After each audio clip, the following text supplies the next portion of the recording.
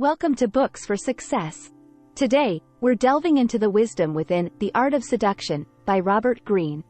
The Art of Seduction examines the amoral game of seduction, explaining how seduction always starts in the mind and that the most successful seducers know this very well indeed.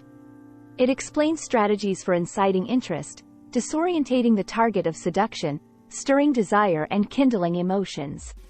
These tactics will lead to the eventual seduction of the target. Before we begin, subscribe and ring the bell for notifications if you want to keep receiving the knowledge of book summaries about health, wealth, love, psychology, and much more. Don't be shy about dropping your book suggestions for us to summarize. Also, you can use this video as an audiobook summary. Let's grow and succeed together. What's in it for me? Master the language of love. The art of seduction. The English word seduce is derived from the Latin word seducere, which means to lead astray. We all have an inner desire to be seduced, to be drawn out of our dull routines and into an erotic drama of imagination and possibility. To be seduced isn't necessarily to fall in love, but seduction can set the stage for a more traditional and lasting relationship. So how do you seduce someone? It's about building anticipation, mystery, and charm, techniques that you'll learn in these chapters. But first and foremost, remember this: people should never think that you're angling or manipulating them for something, since that'll create mistrust and resistance. Remember, the line between love and hate is thinner than you might think. Insert yourself into the target's environment, but don't appear too eager. Chapter number 1. Insert yourself into the target's environment, but don't appear too eager. The true seducer knows that life can be pretty humdrum, an awareness that allows the seducer, through finesse and creativity, to inflame the target's fantasies and desire. This is no straightforward task. The approach must be oblique, such as to spark the target's imagination in an advantageous way. The first lesson of seduction is not to be overeager. Early on, you shouldn't put your cards on the table and tell your target exactly what you want. You must be indirect and elusive. If you approach it wholehearted bound, you're going to appear desperately insecure. You'll be more successful if you don't reveal your hand too soon. With seduction, it's always best to let your target come to you, under the misapprehension that she is the one making the first move. Try to make an impression of neutrality. You should make yourself noticeable, but you needn't approach the target. In fact, that's exactly how the Duc de Lauzun worked his magic on the Duchesse de Montpensier while at Louis XIV's court. When the Duchess first met the Duke, she found herself rather enamored with the notorious lady-killing Lothario. But during later chance encounters in court, the Duke appeared quite blasé. Nonetheless, after a few tête-à-têtes, the Duchess began to enjoy his company. Before too long, he became her confidant. All he did was play the part of the friend and keep close by. The Duchess's curiosity was stirred. Perhaps their friendship could become something more. How could the Duke not be interested in one of the most beautiful and noble women in France? Lauzun's approach was slow and steady. He was careful not to appear too interested too soon. It was the intrigued Duchess who confessed her infatuation to him first. And it wasn't just the Duke she desired, but a marriage as well. An effective seducer is spider-like, building a strong and sticky, and barely noticeable, web. Once you've intrigued your target, start sending contradictory signals. Chapter number 2. Once you've intrigued your target, start sending contradictory signals. Seduction is in its essence a psychological game. So what's the best way to capture someone's attention and lodge yourself in her mind, making it impossible for her to think of anything else? First, you've got to stimulate your target with your appearance or your actions. After that, start sending mixed signals. We're all fascinated by people who are hard to figure out, the unfathomable, intriguing types. You should try to come across as enigmatic so that your target thinks you're deep and thoughtful. Hint at complexity and create paradoxes. You could, for instance, appear all innocent-eyed, but then throw out a flirty look. Or perhaps you could balance witticism with bouts of shyness. Gender roles are good to play with, too. For example, a man could cultivate a feminine appearance through his clothes or gestures, but mix that with a bit of machismo or talk about more masculine matters. It's also good to stay a little ambiguous and to occasionally step back from the fray. That's exactly how Josephine de Beauharnais seduced Napoleon Bonaparte and became his wife. Even though he was one of the greatest French military geniuses of the era and could easily have had his pick of women, she attracted Napoleon through gracious manners, inviting him to her regular parties where she focused only on him, despite the swarms of men around her. And what did she do once she'd stirred his desire? She began ignoring him and declined invitations to join him on campaign in Italy. Napoleon became incensed, but she then eased the drama by composing the most passionate letters to him. The lesson? Don't be an easy conquest. You should tease and flirt, but always be prepared to step back and be self-sufficient. Use your target's insecurities so that he or she wants you all the more. Chapter number 3. Use your target's insecurities so that he or she wants you all the more. When do you most want attention and affection from others? Most probably it's when you feel something's missing in your life. It's a fact. You can't seduce someone who's completely satisfied. Therefore, you should demonstrate that you know how to soothe your target's pain or sense of emptiness. We've all had those moments of self-doubt. Yes, we know how to hide our insecurities in public. But even if they're invisible to others, those feelings linger on, constantly pecking away at us. When we fall in love, it's primarily because we believe that the beloved can fill those existential holes. Whether we're worried about the future, insecure about our looks or intelligence, or just suffering from a pervasive feeling of ennui. This isn't only true in the romantic realm. The same holds for corporate or political seduction. The great seducers in these fields successfully create a sense that buying a certain product or voting for a particular politician will improve your life. Next, you should find a way to show your superiority so that your target is eager to prove his or her worth. In fact, that's how Cleopatra was able to seduce Julius Caesar. She peppered her conversation with subtle references to her ancestor Alexander the Great, antiquity's military genius par excellence. This pushed all of Caesar's buttons. Cleopatra's small jibes stirred up all sorts of anxieties and insecurities in the martially inclined Caesar. He had to prove himself to her. However, you shouldn't be overly severe when toying with your target's self-esteem. Otherwise, he may feel unworthy of your affection. A good strategy here is to lower your target's protective walls by first making him the center of attention. Once he feels comfortable, you can gradually start to regain the upper hand. Now we'll look at how best to penetrate your target's world. Use flattery to reflect your target's most favorable characteristics. Chapter number 4. Use flattery to reflect your target's most favorable characteristics. Do you know how hunters capture small birds such as the lark? By using a mirror.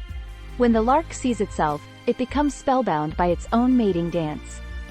It loses all notion of where it is, making it easy prey. You, too, can mesmerize your target this way. Hold up a mirror to show them their best attributes. This works because when we're flattered, we lower our defenses. When we're made to feel pretty, clever, or unique, we get a hit of self-esteem. And this is something we can quickly get addicted to. That's exactly the method Jeanne Poisson, later Marquis de Pompadour, employed when she seduced the French King Louis XV and became his mistress in the 18th century.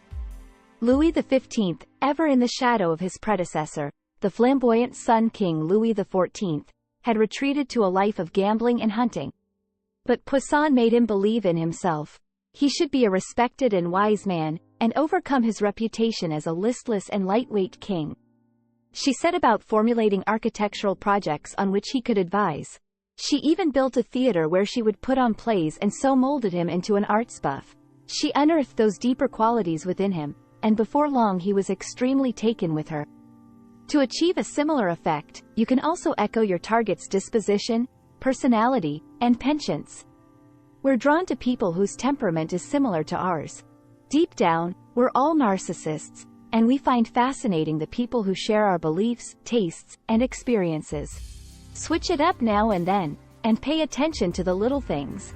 Chapter number 5. Switch it up now and then and pay attention to the little things. After you've caught your target's attention, it's time to take control. Tease their senses and keep them guessing. You can do this by behaving unpredictably. The secret here is to offer novelty, suspense, and spontaneity. If you're too vanilla and plain, the target will just lose interest. We all enjoy the thrill of being kept on edge. Just think about watching an engrossing movie or reading a book. We're quite happy to passively let the story lead us through its manifold twists and turns. This kind of mutability is seduction incarnate.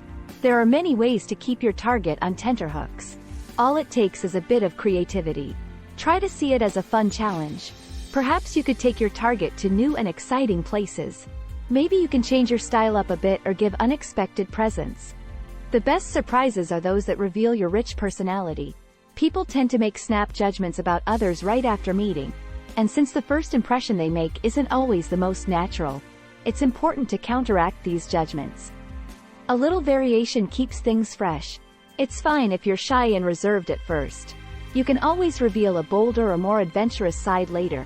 Another way to attract your target is to use little flares to intrigue them and pique their interest.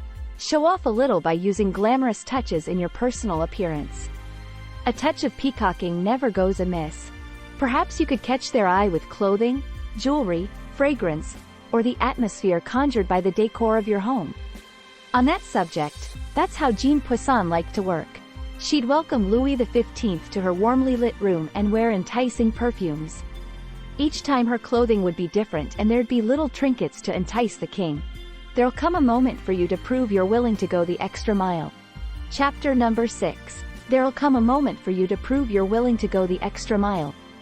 As the saying goes, actions speak louder than words, and that's true in seduction, too.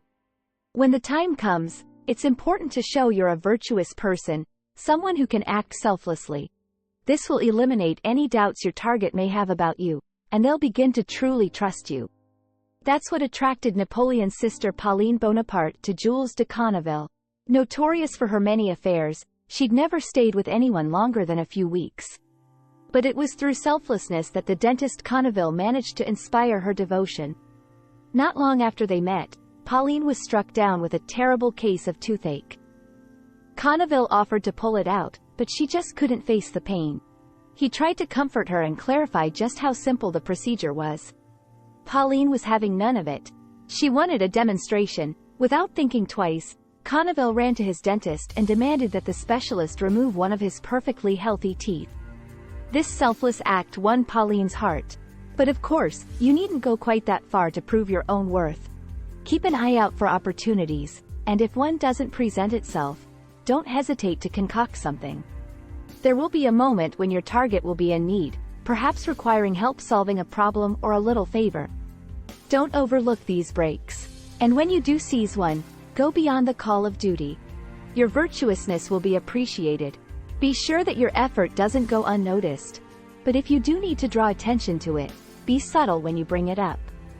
For this to work, you'll have to be attuned to your target's needs. There's no point proving yourself through physical feats of daring. For example, if the target is not into that. Let emotional attachments from your target's childhood be grist for your mill. Chapter number 7. Let emotional attachments from your target's childhood be the grist for your mill. Childhood memories can provoke all sorts of powerful emotions, ranging from tenderness to feelings of abandonment. And once they're unearthed, your target will be even more receptive to you. In fact, you can use your target's memories to strengthen your emotional connection. Perhaps you know that many of Freud's female patients fell in love with him. Well, this happened because these patients recollected moments from their childhood in his presence, which created a deep feeling of emotional connection. When Freud delved into his patients' memories, especially those associated with their fathers, he remained distant but still present. The patients projected strong emotions onto this silent and caring figure beside them, seeing him as a father figure. This effect, known as transference, is a powerful tool in Freudian therapy, as it's used to revive long-repressed feelings. We all long for those youthful days when we were happy, unfettered, and secure. If you can stimulate those feelings in your target, it won't be long before they start to associate those emotions with you. This means they'll also shift all kinds of fantasies onto you, including ones of a loving and sexual nature. For that to happen, you have to start by being a good listener, just like a therapist. Let your target talk about their childhood, urge them to recall memories, and, in the process, collect details about their weaknesses and emotional triggers. However, try to remain detached from your target's sentimentality. Instead, listen for what goes unsaid as well as said, and note recurrent themes. Then, Once you know what your target was attached to during childhood or what she misses about her parents, use that information. You can take on the role of caregiver or work out how to fulfill your target's deepest need. She might need protection or discipline or a sense of direction. It's all about listening. If you spot any anti-seductive qualities in yourself, trash them. Chapter number 8. If you spot any anti-seductive qualities in yourself, trash them. Have you ever been immediately repulsed by someone on first meeting? It's probably because you've been confronted with a quality or character trait that's deeply anti-seductive. As an aspiring seducer, that's a lesson to bear in mind. It's vital when seducing someone not to display your own anti-seductive characteristics. There are 3 big ones. First, it's hugely unattractive to appear ungenerous. People who can't give materially are equally unable to give emotionally. Being miserly with money is a sure sign that you won't be able to open up emotionally when it comes to seduction either. Worse still, if you're unaware of your lack of generosity, you're far more likely to think yourself magnanimous in a situation where you're only splashing a few pennies. You'll just come across as pompous. Second, humorlessness is a big no-no. A lack of humor is an indicator of deeper issues. If you are mentally or even physically rigid, it's a sign that you won't adapt to new situations. You'll keep to a few basic truths and expect people to adhere to them as well. Also, if you're humorless, you won't enjoy the thrills of life. Perhaps you'll also be overly sensitive and unable to take any jokes made at your expense. It's deeply unattractive and indicates that you're insecure. That's no way to seduce anyone. Third, a lack of attentiveness won't do you any favors either. If you're not attuned to the situation or able to read subtleties, you'll only cause resentment in the long run, especially in relationships. This is not only frustrating but also doesn't gel with what we've learned about seduction, which, as we know, relies on the use of details and particulars. Just remember, if you recognize any of these traits in yourself, be sure to eliminate them. Final words. The book's main takeaway is that to seduce someone, you have to maintain the upper hand and understand what makes a person enticing. Use the power of psychological techniques to attract your target's attention. Be confident, instill the right feelings in them, and enchant your target by attuning yourself to their emotions. Remember to be subtle and mysterious, and to pay attention to details. Control your demeanor and behavior, and perhaps most importantly, stay unpredictable. So how can you apply the concepts of these chapters to your own life? Surround yourself with friends and admirers. To appear more desirable to someone, make sure that he or she sees you surrounded by friends or flirts. The way your target sees you will be influenced by the perceptions of others, and the more admirers you have around you, the more attractive you'll appear to your target. Thanks for being part of our insightful voyage. If our summary piqued your interest, we encourage you to dive into the complete book for a deeper understanding. Don't forget to like this video, subscribe for more content if you're new here, and share it with others who might find it valuable. Keep on reading, discovering, and advancing until our next adventure.